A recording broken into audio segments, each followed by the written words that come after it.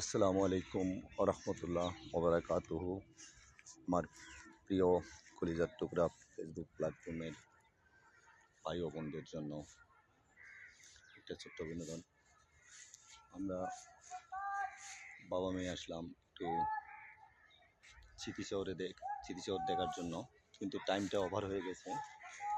খুব শর্ট টাইমে চলে আসছি, এই জন্য সুন্দর করে কোনো কিছু দেখাতে পারছি না। এই যে দেখতে পাচ্ছেন, আসলে জায়গাগুলো অনেক সুন্দর লাগে। স্মৃতিশহর এটা দেখে যদি আপনাদের একটু ভালো লেগে থাকে তা অবশ্যই আমার ভিডিওটাকে লাইক কমেন্ট করে দিতে ভুলবেন না।